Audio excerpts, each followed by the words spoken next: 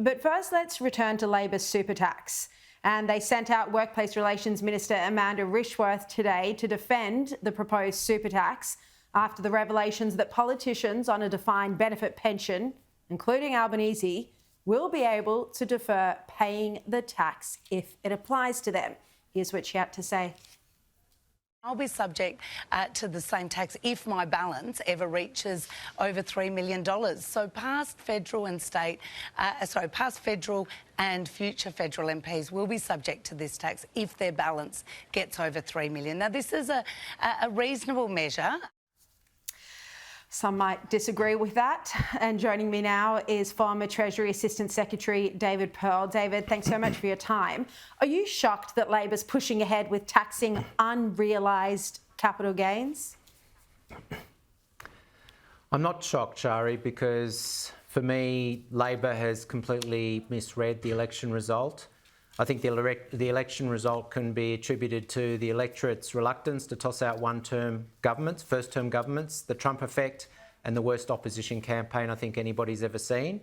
And I'm surprised that Jim Chalmers and Anthony Albanese haven't stood up and said they have an electoral mandate to impose this unprecedented assault on Australian taxpayers. Unprecedented assault indeed. I mean, what do you think of the principle of taxing unrealised capital gains, especially when we are hearing from financial advisors that people might have to sell assets in order to meet the tax liability?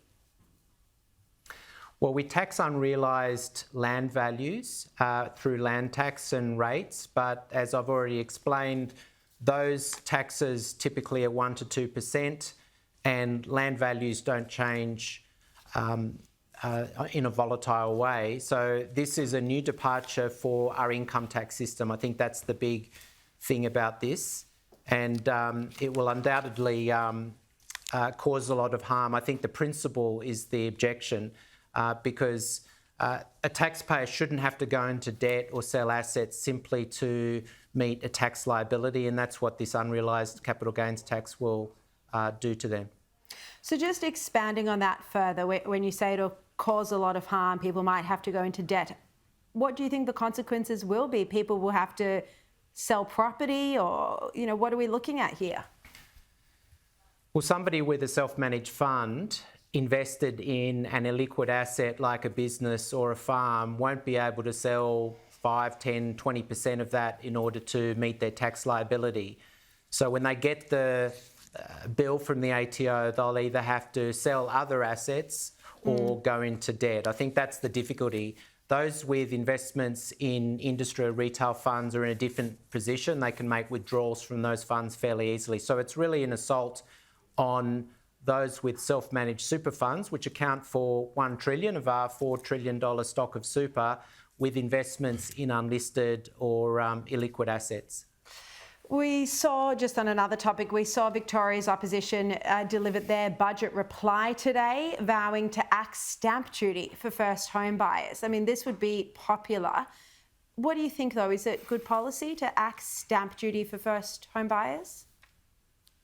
I don't think it's great policy. I think the most sustainable way to make housing more affordable, as experts have pointed out, is to improve supply.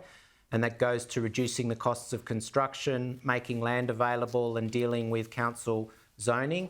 I think giving first home buyers extra money in their pocket, which both the federal government and the opposition did in the last election campaign and the Victorian opposition doing now, just bids up prices. Yes, some first home buyers will be able to get that house, but it'll create price pressures that will leave others out of the market. I mean, we're seeing more and more of that, you know, just spending money to try and win votes.